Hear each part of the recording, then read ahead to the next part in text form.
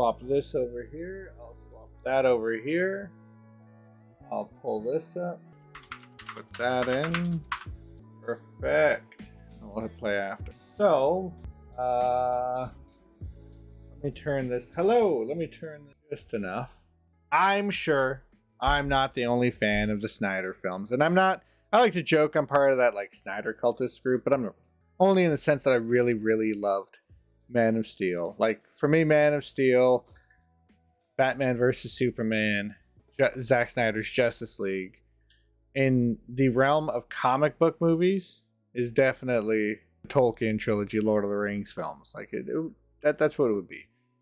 And a lot of people will have various opinions. Well, it's not accurate, and neither were the like as accurate as the Lord of the Rings films. There were a lot of problems that weren't in the books either. They changed a couple of things. They cut some stuff. And there's what Batman had at that point at least 75 years of history. Superman, I think a little longer. All these characters had a lot of history. After Man of Steel, anyway, had come out, and I'd watch it in theaters with my father and other people, at least like 5 other times. And then Batman versus Superman, yes, I will admit, the theatrical cut was kind of dull. I feel like, although it's basically just Bruce watching CNN, some other stuff that was added in with the other 30 minutes, I felt like it was very much necessary to make Batman versus Superman feel like a whole film. Everybody who watched Justice League knows exactly the problem that happened there. It was a shit film. It was jokey. It was funny. Sorry, but when I laugh at something, the way I laugh at a film like that, that doesn't necessarily mean it's a good movie. Just because of that, no. Really, the only film that gets away with it is Norm Macdonald's Dirty Work. It was meant to be like that's the whole point to it. I don't think Justice League was trying to be dirty work.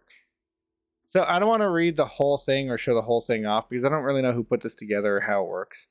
But this was going to be... So spoiler alert moving forward. I'm not going to run something that says spoilers. I don't really care. If you don't want to see this stuff, go now. But this is Justice League Parts 2 and 2A. I've already read through this, so I'm not going to sit there and talk about all the things too, but... A dumb movie to be dumb. Yeah, that's what that's what I like. I don't mind when a dumb movie is meant to be dumb. Justice League was just bad. Although original, and so that's why I want to go through this on stream just a little, just to be like, this is some of the stuff we could have got. I'm gonna stay away from the end because if you want to go and find this, I could just put it in the description or put it in the chat later or whatever. Although originally pitched as one film, we believe the character arcs of our heroes and villains, along with the epic battle with Darkseid, which unites the League, the world, and the entire DC universe, warrants 2 films. And as you get through this, you could see how they could even squeeze in films in between it, even though they filmed all of it. It really wouldn't matter. Once you realize what 2 and 2A is, that's exactly what happened. However, this does not mean that you have to have 2 films centered on Darkseid invasion. Rather, Justice League 2 would be a very grounded, personal, character-driven film that would follow the Justice League both together and separately as they mend old wounds on the road to becoming better and stronger heroes, while Lex Luthor recruits a league of his own, made up of revenge-driven villains introduced in the hero's solo films. Dr. Maru, Wonder Woman 2017, she's the lady who made that chemical that she was trying to stop. Len Snart, The Flash 2018, Orm and Black Manta, Aquaman 2018, and the Riddler, the Batman.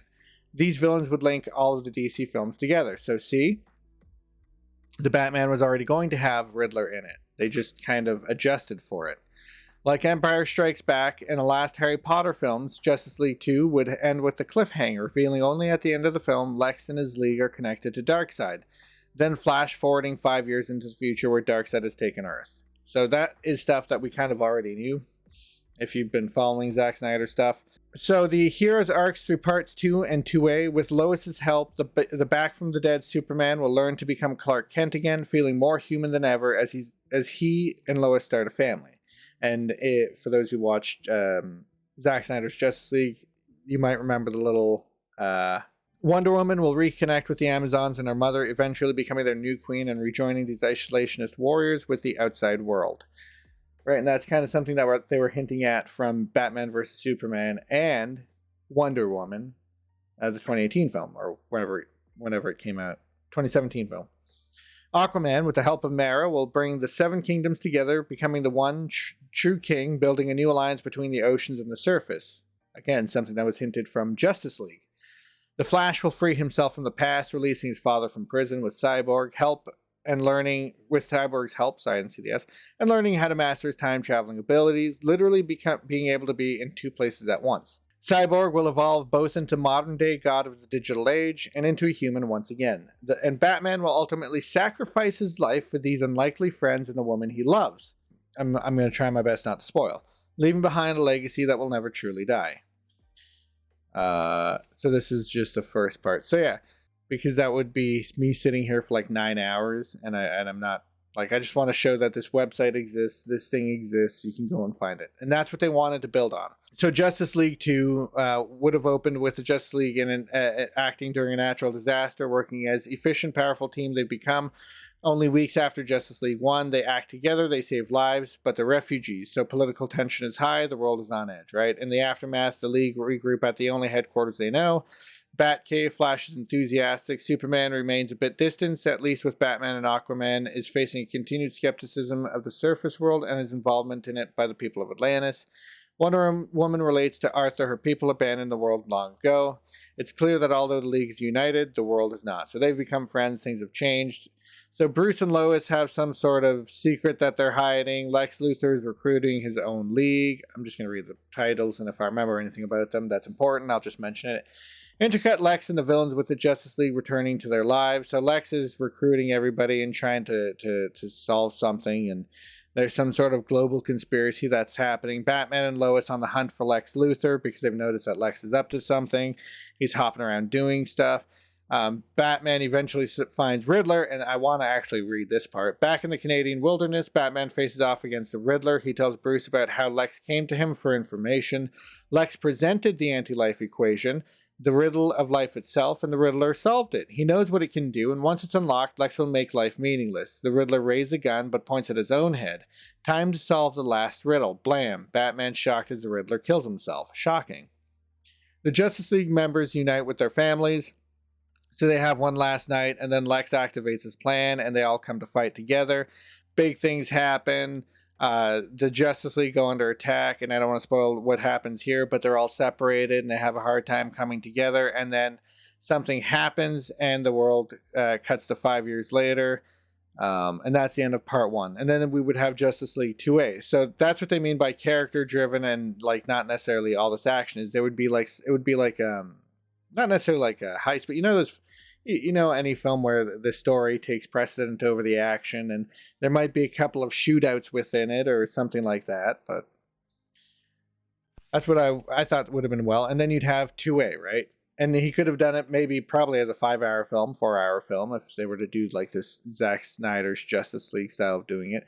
So Green Lantern, and this is what I liked, is a lot of people were confused why we would have a black Green Lantern first, and I think somewhere in here they actually say now I can't think of his name, and normally I make fun of people for not knowing his name. God, I'm a piece of shit for forgetting his name.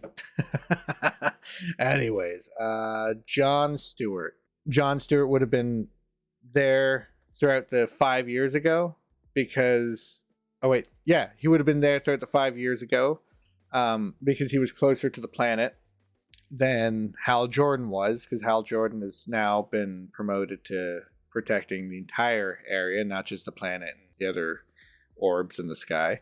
During the fight at the end here with Darkseid, he gets like killed.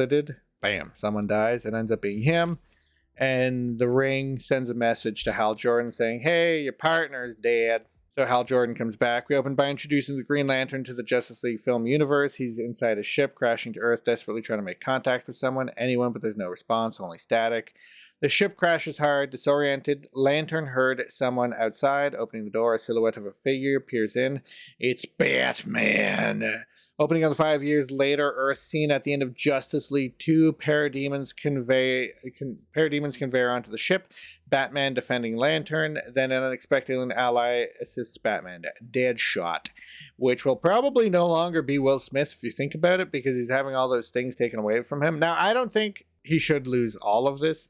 He should have his Oscar taken away, and they should kind of strike him from the record for this year. But if he's I don't really give a shit. It's fucking Hollywood. Who the hell cares? I don't even care if they bring him back as Deadshot. Maybe you know what? They could do what they did in the games where they're like, the white guy wasn't the real Deadshot. They could just be like, Batman had the wrong Deadshot all along, and then there's some white guy who appears, and that's the little girl's real dad or something. Like, at this point, what other fucking stupid stuff they'll come up with something even stupider than that anyway. Batman barks at the Flash to stay out of the fight. Barry's too important in the mission to risk getting hurt. See? Flash saves Batman cocky, but is soon overwhelmed by parademons. Flash is almost killed, but Lantern saves him. The iconic friendship between the two beginning. Oh, we'll probably not even have Ezra Miller, because he is actually a problem. Will Smith isn't going around threatening the KKK, choking women out in Sweden, and then punching or slapping them out here. I don't know what the hell happened a few weeks ago. He hit somebody or something? But he's nuts, this boy. No, he's not going to be the Flash. I doubt it. I think he's going to end up getting... Discovery's going to have them reboot everything, and just watch. When Barry Allen travels back from the future, it's going to be some other person, and it's going to be the rest of the Justice League. The League regroup. Batman, Deadshot, Flash, Lantern return to the League's hidden base camp under Wayne Manor. Mara joins them, walking to the camp across the desert with Arthur's trident slung across her shoulders, carrying 2 buckets of water. Mara remarks she's had to venture farther outside of camp to locate drinkable water. Can't you just boil it? So yeah, they're having trouble surviving. The Last Supper of the Justice League. They're getting ready for the mission. The mission starts at dawn. In a Fury Road-inspired Batmobile, the Justice League, Batman, Green Lantern break into a stronghold, a cathedral swarming with anti-life controlled people, human priests kneeling at the Mother Box. Batman says as soon as they get the Mother Box, Superman will be aware of them, which is true. So they're doing all this stuff so that the Flash can race back in time.